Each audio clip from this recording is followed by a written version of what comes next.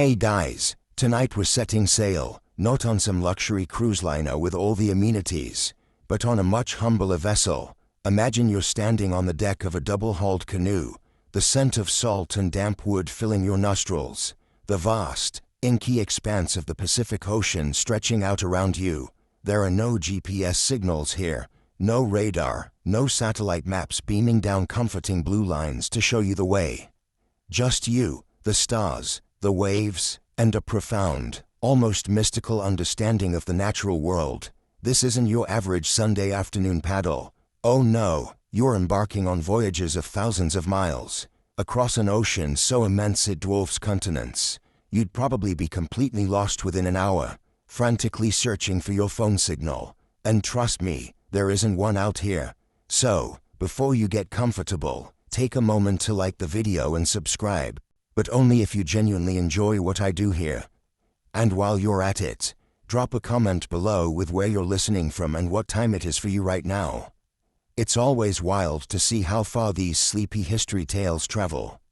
Now, dim the lights, maybe turn on a fan for that soft background hum, and let's ease into tonight's journey together. You find yourself transported back in time, to an era before compasses were common, before charts were etched onto parchment, to a time when humanity looked at the vast, shimmering surface of the Pacific and said, "Let's cross that." We're talking about the Polynesian navigators, these incredible men and women who, starting perhaps as early as 3,000 BCE, began to fan out from Southeast Asia, pushing eastward into the unknown. Think about that for a second. We struggle with directions in a shopping mall sometimes. And these folks were deliberately heading into an ocean roughly 1/3 of the entire surface of our planet. It's like deciding to walk to the moon, but you can't see the moon. Mainstream historical fact number 1. These were arguably the greatest navigators the world has ever seen, undertaking purposeful exploration across distances that would daunt modern sailors even with all their technology.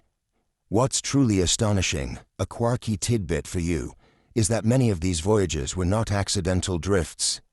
They were meticulously planned, with specific destinations in mind. Imagine the conversations. All right, so if we sail just past where the sun sets on the longest day, and the wind feels like this, we should hit that tiny speck of land we heard about. It wasn't guesswork, it was a science, passed down orally through generations, refined over centuries of trial and error. Think of the collective memory required, the mental maps these people carried. It's almost mind-boggling. You'd probably forget your grocery list, let alone the precise swell patterns needed to find an island hundreds of miles away. Historians still argue whether the initial dispersal across the Pacific was a single wave of migration or a series of intermittent voyages driven by different motivations. Was it population pressure, a spirit of pure exploration, or perhaps just a really bad storm that blew someone way off course? And they happened to stumble upon paradise. We might never know the exact why behind every journey, but the how is what truly captivates us. These early navigators didn't have paper maps. They had something far more sophisticated, an intricate understanding of the ocean itself. They understood its moods, its subtle cues, its hidden messages. They read the sea as we might read a book, page by page, wave by wave, and this deep, intuitive connection to their environment was the greatest tool. You see, the ocean isn't just a flat, featureless expanse to a master navigator. It's a dynamic, living entity, constantly providing clues if you only know how to listen. And tonight, we're going to try and listen with them. As your canoe slices through the gentle waves, the sun dips below the horizon, painting the sky in fiery oranges and soft purples. Now, the true magic begins. Without a compass, without a GPS, how do you find your way in the vast, inky blackness? The answer lies above you, the stars. For these ancient navigators, the night sky was not just a canopy of twinkling lights, it was a cosmic map. Constantly revolving, yet utterly dependable, you'd quickly learn to identify the steady glow of certain stars, not just as individual points, but as part of intricate patterns. These weren't just constellations, they were signposts, each rising and setting at a predictable point on the horizon. like cosmic lighthouses. Think of it, every evening, as dusk turned to night, you'd track the precise point where certain stars appeared, and where others disappeared. It was a rigorous, continuous observation. This isn't just knowing where Polaris is, as most Northern Hemisphere sailors do. This is knowing dozens, perhaps hundreds, of significant stars and their specific star paths across the sky. Unique to your latitude, mainstream historical fact, the Polynesians developed a highly sophisticated star compass, a mental construct that divided the horizon into 32 points, each corresponding to the rising or setting position of a specific star or cluster. It's like having a 32-point compass, but made entirely of celestial bodies. Forget about your little handheld device. Imagine carrying an entire observatory in your head. Here's a quirky tidbit. Some navigators would even use the moon, not just for its phases, but its position relative to known stars. The moon, with its quicker movement across the sky, could serve as a kind of dynamic pointer, helping to confirm your bearing or estimate elapsed time. It's like having a second hand on your celestial clock. You might think, well, what about cloudy nights? Excellent question. They had answers for that too, which we'll get to. But even on partially cloudy nights, if just a few key stars were visible, a master navigator could still orient the canoe. They weren't just looking up, they were feeling the sky, sensing the rotation of the Earth beneath the cosmic ballet. Historians still argue whether the star compass was a universal system across all Polynesian cultures or if there were regional variations in its application and teaching. Did the Hawaiians use the exact same stars as the Maori, or did each island group develop its own specific star law? The oral traditions, while rich, sometimes offer slightly differing accounts, making it a fascinating puzzle for modern scholars. What's clear, however, is the sheer dedication to astronomical observation. You'd spend countless hours, night after night, memorizing these patterns, practicing identifying them, making them as familiar as the palm of your hand. It wasn't just about finding north, it was about knowing the precise bearing to a specific island, hundreds or even thousands of miles away, guided by the silent, shimmering lights of the cosmos. And as you gaze up, feeling the gentle sway of the canoe, you start to understand just how profoundly connected these voyages were to the heavens above. You've spent countless nights under the vast, star-dusted canopy, learning to read the celestial map. But this wasn't just self-taught wisdom picked up haphazardly. Oh no, this knowledge, so vital for survival and exploration, was carefully preserved and meticulously transmitted. Imagine yourself as a young apprentice, eager and perhaps a little intimidated, stepping into one of the ancient wayfinding schools. These weren't your typical classrooms with chalkboards and textbooks. They were living academies, often held on special canoes or specific islands, where master navigators, known as PWOO in some traditions, would impart their profound understanding of the ocean and sky. Mainstream historical fact, these wayfinding schools, particularly prominent in cultures like the Carolinian Islanders, who famously influenced Polynesian navigation, were highly structured institutions. Apprentices would spend years, sometimes even decades, studying under a master. It wasn't just rote memorization, it was an apprenticeship in observation, intuition, and deep connection with the environment. You wouldn't just be told about the stars, you'd be out there, night after night, experiencing their movements, feeling the canoe's response to the waves, learning to interpret every subtle cue. It was an immersive education, far more hands-on than anything you've likely experienced. You might even find yourself meditating for hours, eyes closed, just to feel the subtle rocking of the canoe and memorize the feel of certain swells. Here's a quirky tidbit. Some of these schools used mnemonic devices that were truly ingenious. For instance, rather than a single star compass, a master might teach various houses of stars, each representing a segment of the horizon and containing specific stars that would rise or set there. Apprentices would memorize long chants or songs that encoded the names and positions of hundreds of stars, along with the directions to different islands. It's like having a complex navigational algorithm But instead of lines of code, it's beautiful poetry passed down orally. Imagine trying to cram that into your head after a long day of work. You'd probably be asleep before the second verse. Historians still argue whether the exact methods and teachings of these schools were uniform across all Polynesian islands or if distinct regional variations developed over time due to isolation and specific environmental factors. Did the Samoan Wayfinding school emphasize different star patterns than the Tahitian one? The secrecy surrounding these sacred teachings, often passed down within specific families, makes detailed reconstruction challenging, but what is undeniable is the profound respect and reverence for this knowledge. To be a master navigator was to be a leader, a priest, a scientist, and a living map, all rolled into one.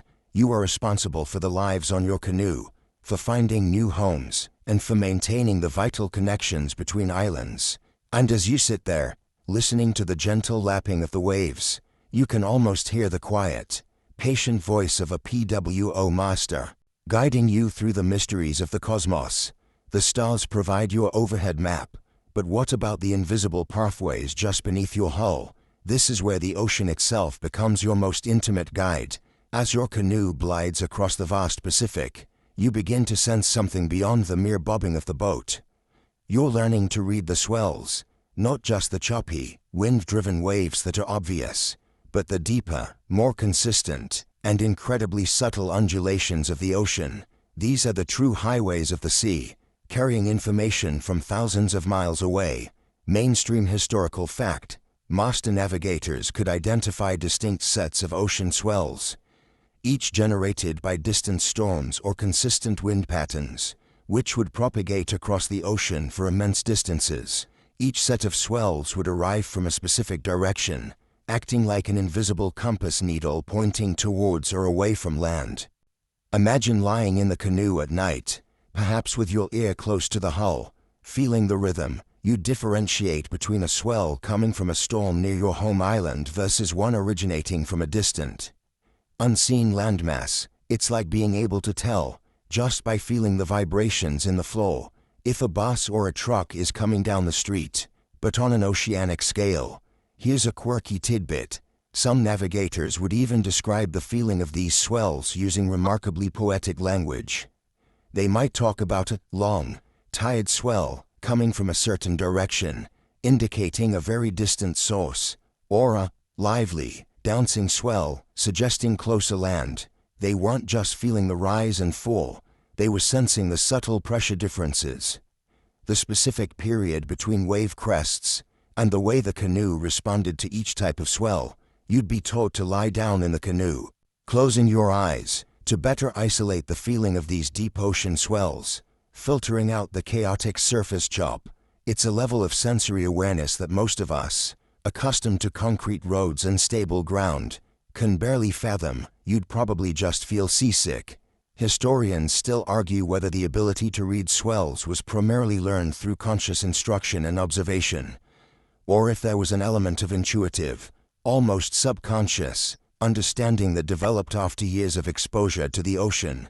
Was it a taught skill, like learning to read a book, or an ingrained sense, like riding a bicycle? What is clear is that this sophisticated swell knowledge was a critical component of their wayfinding arsenal, especially during cloudy nights when the stars were obscured. Even when you couldn't see the stars, the ocean was still talking to you, whispering secrets of distant islands through its never-ending embrace. And as you feel the canoe gently rising and falling with the deep, slow breath of the Pacific, you begin to understand that the ocean isn't just a barrier, it's a living, breathing guide. So, you've mastered the stars, you're becoming fluent in the language of the swells. But what happens when the sky is completely overcast and the ocean swells are confused by local winds?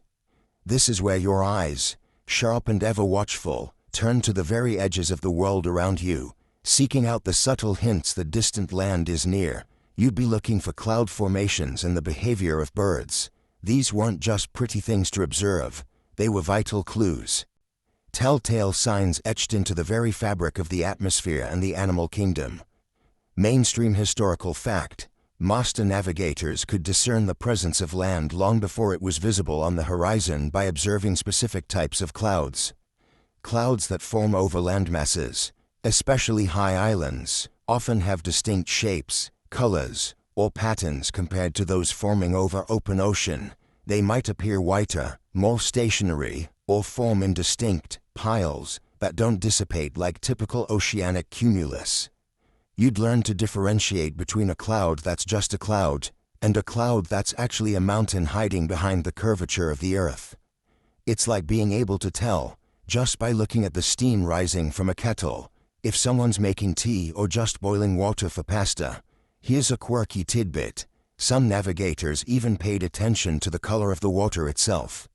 As you approach an island, the deep indigo of the open ocean often subtly shifts to lighter blues or greens due to the shallower depths and coral reefs, reflecting the sunlight differently. And then there are the birds. Think about it. Most seabirds have a limited foraging range from their roosting grounds. If you start seeing certain species of land-nesting birds, or even particular types of migrating birds flying consistently in one direction during daylight hours, it's a strong indicator that land is nearby in that direction. You wouldn't just see a bird, you'd identify its species, its flight pattern, and even the way it called. It's like being able to tell if your neighbor is home just by the kind of dog bark you hear. Historians still argue whether the detailed knowledge of specific bird species and their ranges was universally shared or if certain family lines specialized in ornithological navigation. Did every navigator know every seabird? Or did some focus more on cloud reading? What is certain is that these environmental cues were meticulously observed and integrated into their overall understanding of wayfinding. These seemingly small details, when pieced together, formed an incredibly robust system. You'd be scanning the horizon constantly, not just for land, but for the whispers of land in the clouds and the flutter of life in the sky. And as you strain your eyes, feeling the gentle rock of the canoe, you start to see the world not as separate elements, but as a holistic tapestry woven with clues, all pointing you towards your destination. You've been studying the heavens, feeling the pulse of the ocean, and scanning the horizons for atmospheric whispers.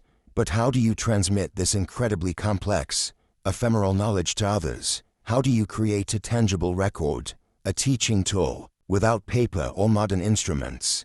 The answer lies in one of the most ingenious and beautiful navigational aids ever devised, the stick chart. Mainstream historical fact, originating from the Marshall Islands, stick charts, or Rebelib and Matang charts, were not maps in the modern sense. They didn't depict islands in their precise geographical locations. Instead, they were abstract representations of ocean swells and their interactions around islands. Imagine a delicate lattice work of coconut midribs, lashed together with coconut fiber, with small shells or coral pieces representing islands. Each stick represented a specific swell pattern, and the curves and intersections showed how these swells would bend and refract as they encountered land. It's like a three-dimensional, tactile graph of wave dynamics. You'd probably think it was a piece of modern art if you saw it in a gallery. Not a sophisticated navigational instrument. Here's a quirky tidbit. These charts were not meant to be taken on voyages. They were teaching tools, memorized and then left behind. A master navigator would use a stick chart to demonstrate specific swell patterns to apprentices, allowing them to visualize the complex interplay of waves in a way that mere words couldn't convey. Once the pattern was understood and internalized, the physical chart became redundant. It was a mnemonic device, a visual aid to engrave the knowledge into the mind. Imagine trying to explain how a complex piece of software works without a screen, just by showing someone a tangled mess of wires and hoping they get it. These charts did exactly that, but for the most complex liquid environment on Earth. Historians still argue whether the Rebelib, which showed larger areas with multiple islands and swell patterns, and Matang, focused on how swells interact around a single island, charts evolved independently, or if one form predated the other as a teaching progression. Were they developed simultaneously, or did a simpler concept gradually lead to a more complex one?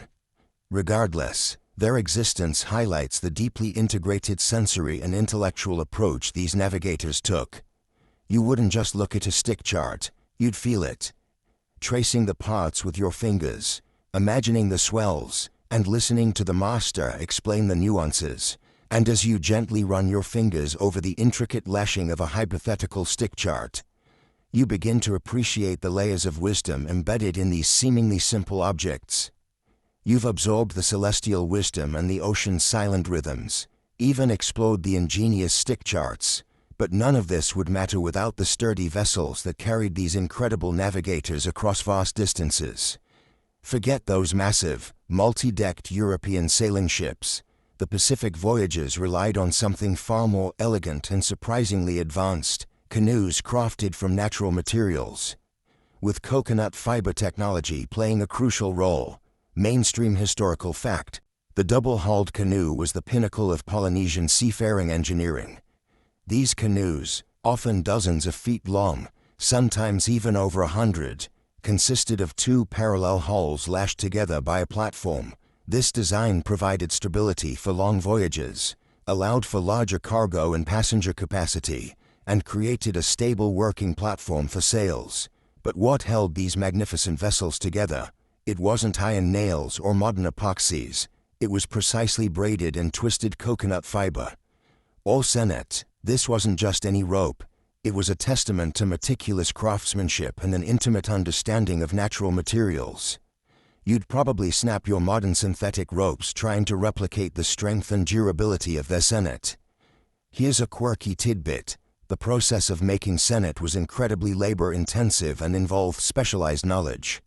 Coconut husks were soaked in water for weeks or months, softening the fibers. Then, these fibers were laboriously separated, pounded, and meticulously braided into cords of varying thickness and strength, depending on their intended use. Some senet ropes were as thin as twine for lashing smaller components, while others were thick, robust cables used for main structural connections. The natural oils in the coconut fiber also provided a degree of water resistance, and the material itself had a certain elasticity that could absorb the stresses of the ocean. Unlike rigid fastenings that might snap, it's like discovering that your grandmother's hand-knitted scarf is actually stronger than steel. Historians still argue whether the development of specific canoe designs, like the double-hulled versus the outrigger canoe, evolved independently in different island groups or spread through cultural exchange. Did the idea for a double hull arise simultaneously in Hawaii and Fiji? Or did successful designs travel with returning voyages? What's clear is that the reliance on natural, renewable resources like the coconut palm was not a limitation but an advantage. Every part of the tree was utilized, from the wood for hulls to the leaves for sails, and critically, the husks for binding everything together. You'd find yourself marveling at the strength of something so seemingly simple, knowing that your very life depended on those intricately woven fibers holding your vessel against the relentless power of the Pacific. With your stout coconut fiber-bound canoe beneath you, and a mental stick chart guiding your senses, you turn your attention back to the heavens. But now with a more practiced eye, it's not just about identifying stars, it's about making celestial navigation practicalities work for you. Day in and day out, over weeks or even months at sea. This involves a constant, almost ritualistic engagement with the sun and stars. Mainstream historical fact: while the stars provided direction at night, the sun was equally crucial during the day. Navigators would use the sun's position at dawn, noon, and dusk to maintain their bearing. At sunrise, they'd note its exact rising point on the horizon. At noon, its highest point, zenith, would tell them their latitude. As the voyage progressed and latitude changed, the noon sun's height would subtly shift, providing a crucial indicator of north-south movement. It was a continuous, subtle recalibration, like constantly checking a compass that subtly changes its alignment based on your position. You'd probably just know it's up there and leave it at that. Here's a quirky tidbit. Some navigators were so skilled they could estimate the time of day just by observing the sun's altitude and the length of shadows. Without any form of clock, more impressively, they could use their outstretched hand, with fingers held at specific angles, to measure the angular height of stars or the sun above the horizon. Each finger, or combination of fingers, represented a known angular measurement, allowing for quick, accurate estimations of celestial positions. It's like having a built-in sextant, made entirely of bone and flesh. Imagine trying to explain that to someone today who can't even tell time without their phone. Historians still argue whether the precision of these hand measurements was consistent across all navigators or if individual interpretations led to slight variations. Did every PWO master teach the exact same finger width measurements? Or did each develop their own system through years of personal observation? What's clear is that this form of body navigation made the entire process incredibly accessible and repeatable. Requiring no tools beyond the human body and an acutely trained eye, you would become intimately familiar with the sun's daily arc, feeling its passage across the sky as much as seeing it, integrating its movements into your very sense of direction, and as you feel the warmth of the midday sun on your skin, you realize that even without a clock, you are perfectly attuned to the ancient rhythms of time and space. Guided by the heavens above, you've mastered the techniques, learned the celestial dance, and are attuned to the ocean's breath. But long voyages across the seemingly endless Pacific demand more than just technical skill. They require an immense amount of psychological endurance. Imagine weeks, perhaps months, spent on a small canoe, far from the sight of land, with nothing but the vast ocean and sky for company. This wasn't just physical hardship, it was a profound test of mental fortitude. Mainstream historical fact, loneliness, fear, and the gnawing uncertainty of finding land were constant companions on these voyages. The isolation could be intense, yet reports from early European encounters often describe Polynesian navigators as remarkably calm and self-possessed. Even in the face of daunting odds, they cultivated a profound patience and a deep trust in their skills and the knowledge passed down to them. It's like being trapped in an elevator for weeks, but instead of panicking, you calmly start building a small garden. Here's a quirky tidbit. To combat the psychological toll, navigators often employed mental exercises and ritual practices. Chanting, storytelling, and songs were not just for entertainment, they reinforced shared knowledge, maintained morale, and provided a structured rhythm to the days and nights. They might also engage in specific mindfulness practices, focusing on the subtle sounds of the ocean or the feeling of the wind, grounding themselves in the present moment. This wasn't just about keeping busy, it was about maintaining mental clarity and focus when every decision could mean life or death. You'd probably just start talking to the coconut fibers.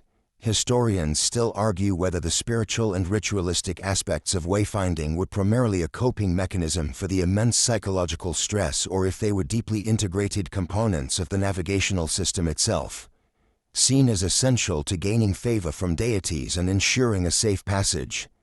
Were the chants simply morale boosters, or did they contain encoded navigational information that was activated by the act of singing? What is clear is that the mind was as important an instrument as any star or swell. You wouldn't just be navigating the ocean, you'd be navigating your own thoughts, calming your anxieties, and maintaining an unwavering belief in your destination. And as the silent expanse of the Pacific stretches around you, you feel a deep, quiet strength growing within, a resilience born of trusting ancient wisdom and your own inner compass. After weeks of relying on the stars, the swells, and your own unshakable resolve, a new feeling begins to stir within you. It's a subtle shift in the air, a faint scent on the breeze, a change in the quality of the light. You are now in the magical, thrilling, and sometimes terrifying zone of contact with unseen lands. This isn't about spotting a palm tree, it's about perceiving the island's presence long before it breaks the horizon. Mainstream historical fact: master navigators possessed an incredible ability to detect land smells carried by the wind, the scent of specific vegetation, decaying leaves, or even freshwater runoff from rivers. They also keenly observed the land blink, or island cloud, phenomenon, a subtle reflection of the island's green or brown color on the underside of clouds above the horizon. often visible long before the land itself. It's like seeing a ghostly image of the island in the sky, a faint echo of its existence. You'd probably just think you needed a shower. Here's a quirky tidbit. Another remarkable cue was the behavior of specific fish and marine life. As you approach an island, the types of fish, the presence of certain bird species that nest on land but feed at sea, or even the subtle shift in the ocean's plankton population could signal proximity to land. Some navigators even claim to detect changes in the ocean's temperature or salinity as they neared a landmass with freshwater springs or shallow reefs. It's like your entire being becomes a living, breathing sensor, attuned to every minute deviation from the open ocean environment. Historians still argue whether the detailed knowledge of these land signs was acquired solely through experience or if it was part of the systematic teaching within wayfinding schools, perhaps even involving specific training exercises in detecting subtle environmental changes. Was it something learned from a book, or something etched into the very DNA of those who lived their lives on the ocean? What is undeniable is the immense relief and excitement that must have washed over the crew when these signs became undeniable. Imagine the feeling, the weeks of uncertainty, the psychological strain, suddenly dissolving as the first faint scent of green earth drifts towards you, and as you breathe in that almost imperceptible aroma of distant land, you feel a surge of primal satisfaction, knowing that your ancient skills, honed over generations, have once again brought you safely home. You've made landfall, the smell of fresh earth, a welcome change from the constant salty air. As you explore this new world, you begin to understand that wayfinding wasn't merely a set of practical skills. It was deeply interwoven with the very fabric of Polynesian culture. Navigation was not just science, it was an art, a sacred practice, and often, a story. This is where myth and navigation blended seamlessly. Mainstream historical fact: many Polynesian cultures incorporated navigational knowledge into their oral traditions. Myths and epic chants, stories of legendary navigators, powerful deities, and even mythical creatures often contained embedded clues about star paths, swell patterns, or the locations of distant islands. These weren't just fanciful tales, they were mnemonic devices, helping to preserve and transmit complex geographical and astronomical information across generations in an engaging and memorable format. It's like learning your ABCs through a really catchy song. But for finding your way across an ocean, you'd probably just listen for the dragons. Here's a quirky tidbit: some myths describe heroes following specific birds or fish, or even being guided by the appearance of certain clouds or rainbows, all of which are actual navigational cues. For instance, the legend of Maui lifting islands from the sea could be interpreted as a symbolic representation of the discovery and charting of new lands. The stories made the abstract concrete, the perilous journey a grand adventure, and the vast ocean a living character in their collective narrative. It's like your bedtime stories were actually secret manuals for sailing to Fiji. Historians still argue whether these myths predated the practical navigational knowledge and thus influenced exploration, or if the practical knowledge came first and was later embedded into myth to aid memorization and cultural preservation. Did the stories inspire the Voyages, or did the Voyages create the stories? What is clear is that the integration of myth and practicality created a robust and resilient system for knowledge transmission. You wouldn't just be told about a star, you'd hear an epic tale about a hero who used that very star to escape a monster, making the information stick in a way that dry facts never could. And as you listen to the rhythmic recounting of ancient tales, you feel the profound connection between the practical quest for new horizons and the timeless human need for story. You've seen the blend of myth and practicality, the rigorous training, and the ingenious tools. Now, let's consider something often overlooked in historical narratives dominated by male explorers: the women's role in voyages. While the role of the PWO master navigator was typically held by men, Polynesian women were far from passive passengers. They were crucial to the success and sustainability of these epic journeys. Mainstream historical fact: women often held vital knowledge related to agriculture, plant cultivation, and the preservation of food and seeds, essential for establishing new settlements upon arrival. They were the genetic library of their society, carrying the knowledge of how to cultivate new lands and ensure the survival of the community. Without their expertise, finding a new island might have been possible, but surviving on it long-term would have been incredibly difficult. It's like arriving at a new house with just the blueprint, but no instructions on how to actually grow food in the garden. Here's a quirky tidbit. Some historical accounts and oral traditions suggest that women also played a role in specific aspects of navigation, particularly related to observing and interpreting natural signs.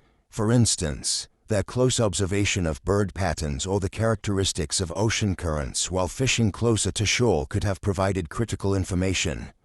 Moreover, their social roles in maintaining community cohesion and morale during long, arduous voyages were absolutely indispensable. Imagine the psychological resilience required not just to endure the journey, but to also nurture children and maintain a sense of normalcy in such extreme conditions. You'd probably just be huddled in a fetal position, wondering if there was Wi-Fi.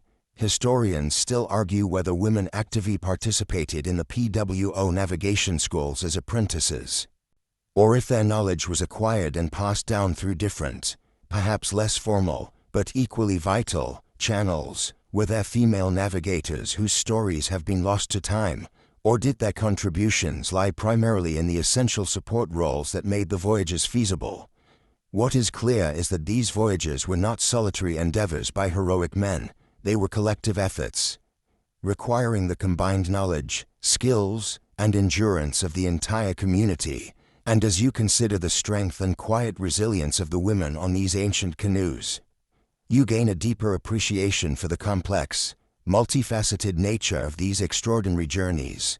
You've witnessed the ingenuity, the resilience, and the cultural depth of ancient Pacific navigation.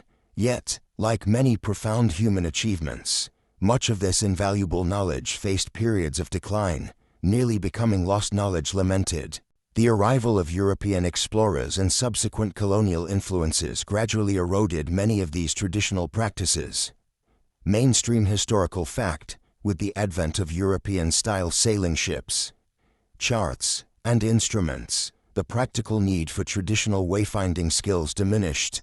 Colonial powers often discouraged indigenous practices, seeing them as primitive or superstitious, favoring their own methods. This led to a gradual disuse and, tragically, the loss of master navigators and the intricate oral traditions they embodied. Imagine learning a skill that's been perfected over thousands of years, only for someone to come along with a simple compass and tell you your entire craft is redundant. You'd probably feel a bit miffed, to say the least. Here's a quirky tidbit. Some of the lost remaining master navigators, realizing the preciousness of their fading heritage, began to secretly teach their knowledge to a select few, often under the guise of fishing trips or other seemingly mundane activities. Just to keep the flame alive, this clandestine transmission was crucial in ensuring that some fragments of the ancient wisdom survived, even as the broader cultural context for its practice began to crumble. It's like hiding the blueprints for a secret alien spaceship under your mattress. Historians still argue whether the decline was primarily due to external pressures from colonialism or if internal factors, such as changing island dynamics and a reduced need for long-distance voyaging, also contributed significantly. Was it an imposed loss, or a gradual fading due to evolving societal needs? What is clear is that the mid-20th century saw a generation of scholars and cultural revivalists deeply concerned that this incredible human achievement was on the brink of extinction. The complex language of stars, swells, and stick charts was becoming a whisper in the wind, remembered by fewer and fewer elders.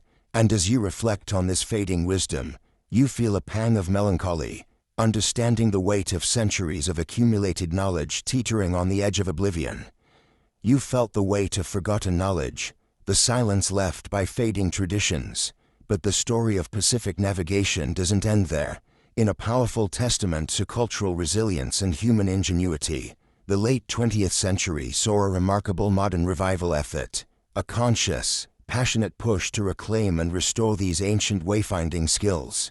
Mainstream historical fact, starting in the 1970s, pioneering individuals and cultural organizations, particularly the Polynesian Voyaging Society in Hawaii, embarked on ambitious projects to build traditional double-hulled canoes, like the Hekala, and sail them using only traditional, non-instrument navigation. These voyages were not just historical reenactments, they were profound acts of cultural affirmation, proving that the ancient methods were indeed viable and effective for long-distance ocean crossings.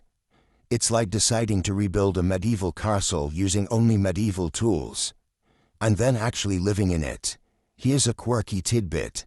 A crucial turning point in this revival was the mentorship of Mal Pialog, a master navigator from Satual in Micronesia, where traditional wayfinding had persisted. He journeyed to Hawaii and shared his knowledge with a new generation of Polynesian apprentices, effectively reseeding the ancient wisdom in places where it had been lost. Without his willingness to share these sacred teachings, much of the modern revival would not have been possible.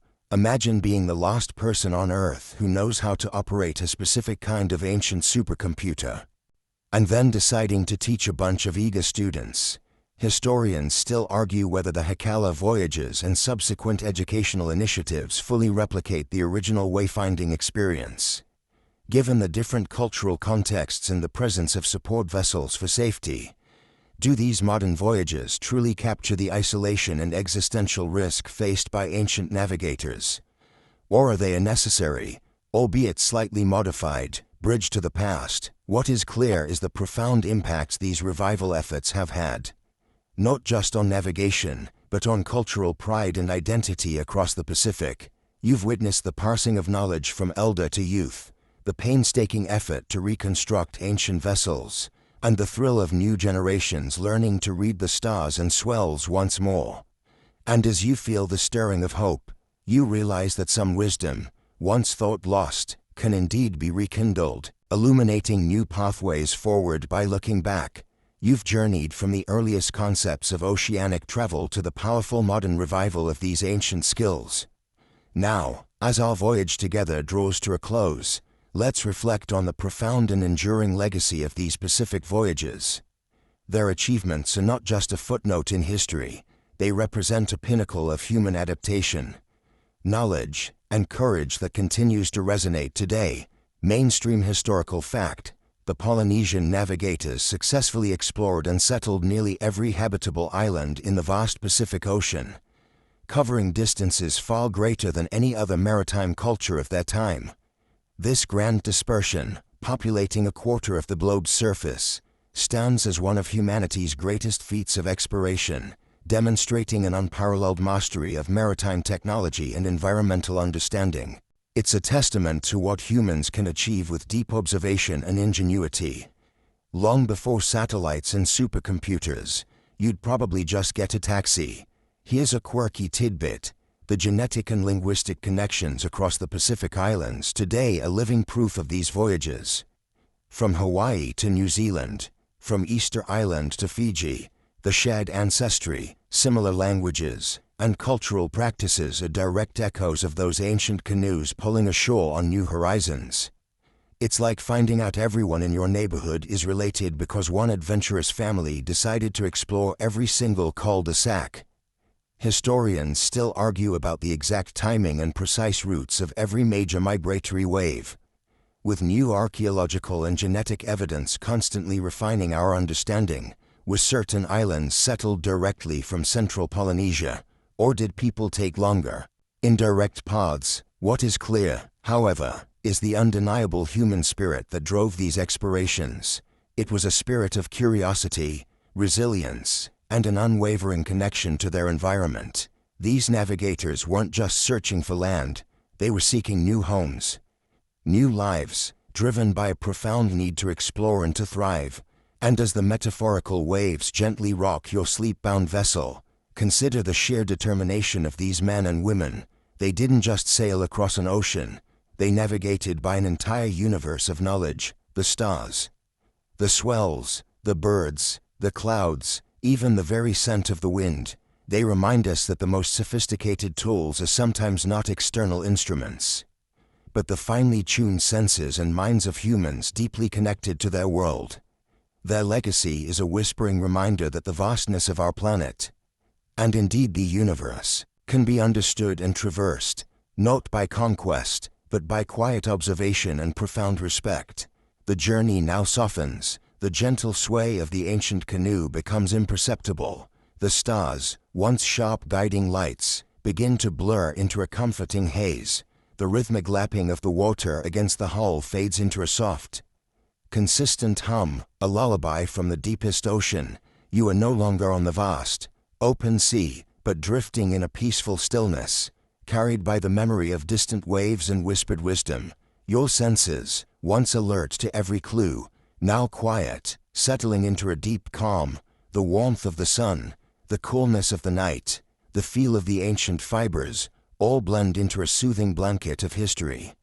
There are no more directions to follow, no more clues to discern, only the quiet assurance of journeys completed, and ancient stories peacefully retold. Let the gentle currents of these forgotten techniques carry you into a deep, untroubled slumber.